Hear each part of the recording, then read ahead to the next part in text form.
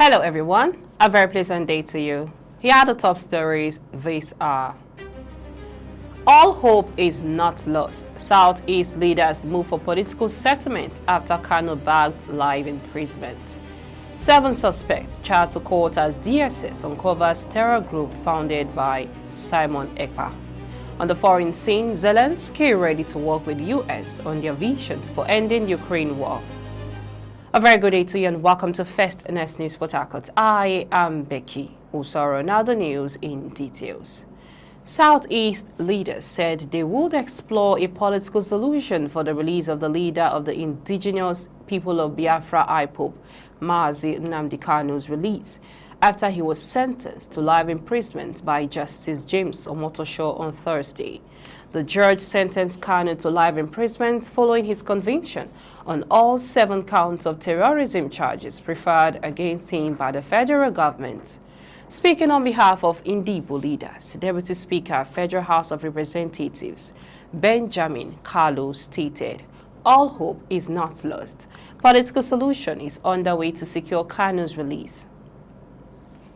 In a statement issued by his Chief Press Secretary Levinus Nwabuogu, Deputy Speaker Benjamin Kalu expressed optimism that the detained IPOB leader Nnamdi Kanu would eventually regain his freedom through a political solution.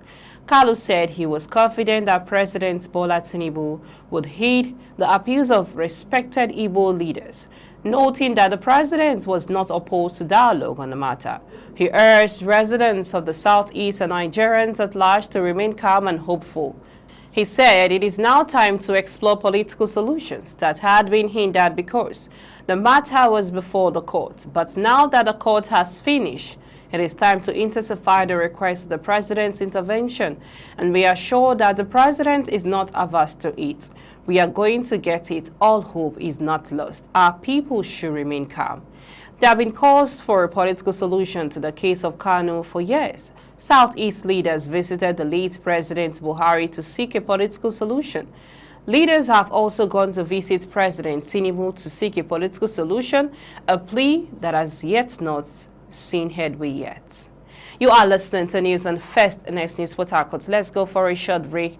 When we return to bring to you more details. 7 suspects charged to court as DSS uncovers terror group funded by Simon Ekpa. On the foreign scene, Zelensky ready to work with US on their vision for ending Ukraine war. Please stay with us.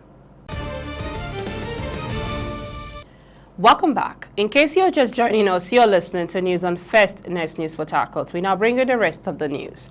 The Department of State Services, DSS, has filed terrorism charges against 7 persons.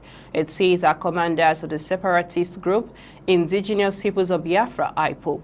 In a statement on Thursday, the DSS said charges were filed on Wednesday against the suspects, who were accused of receiving funds and other material support from Simon Ekpa and other foreign-based members of IPOB. Ekpa is a Nigerian Finnish separatist who was arrested in Finland on 21st November 2024 for terrorism-related incitement and in 2025 sentenced to 6 years imprisonment.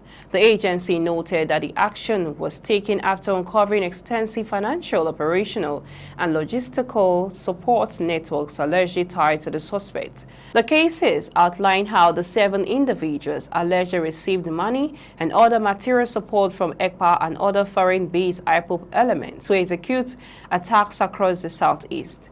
Investigators identified one of the accused persons, Ibrahim Ali Larabo, as an illegal immigrant from the Republic of Niger who operated an unlicensed bureau d'change.